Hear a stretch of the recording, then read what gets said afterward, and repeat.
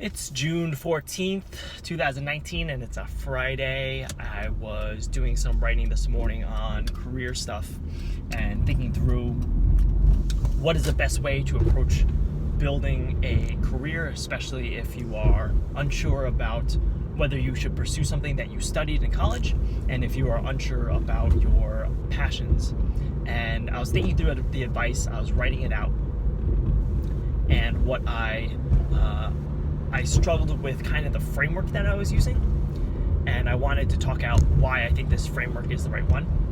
And basically I talk about how you need to start with figuring out what your best way to earn money is, and then eventually you can work up to finding your passion. And this is the reverse advice that you hear from gurus or people who are motivational. I think it's a little bit more practical, but I wanted to gut check on whether it is the right sort of advice.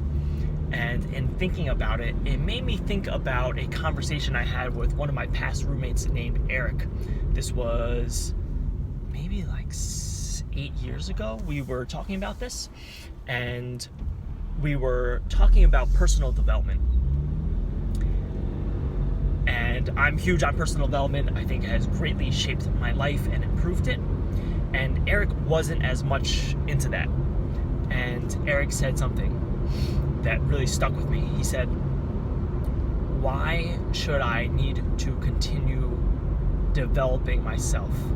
Why isn't it that I'm not good enough as I am?" And I remember him saying that, and I remember just feeling like judgmental about his stance, and feeling like, oh, Eric does not, he's like not living up to his full potential, or not believing that he can do more with that kind of attitude.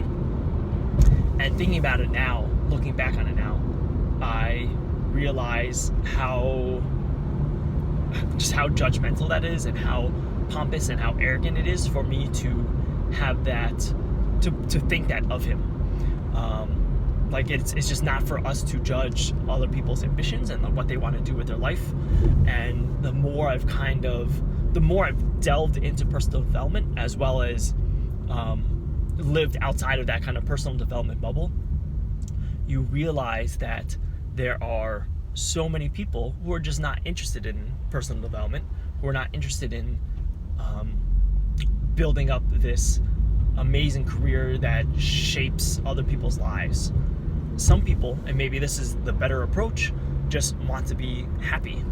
They want to have a secure job. They want to have insurance. They want to go to work every day doing something that they don't hate, knowing that they can come home at 5 o'clock, spend time with their kids, and then go join their kickball league on the weekends, or go play dodgeball, or whatever it is that they want to do.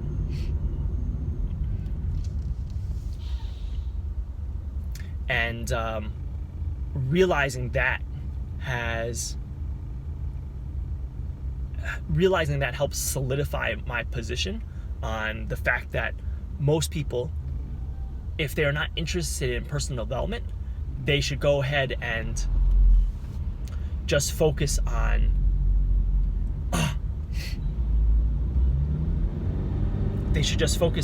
having a good, safe career instead of becoming an entrepreneur or something like that. Like, it's okay to want to have this good, safe career.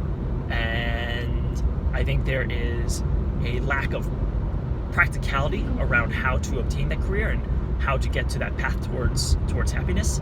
I think this is going to continue to play out when the next bubble pops and there's less money in the system.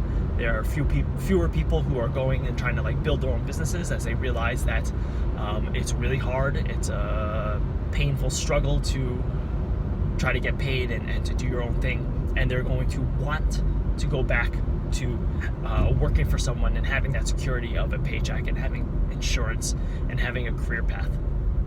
And so I think that this structure that I've laid out is ultimately correct for many people, even though it will not necessarily apply to people who want who are a bit more ambitious, who want to continue to delve into personal development, like myself. Like, it may not directly apply to what I want, but it does apply to a lot of people who just want to be happy.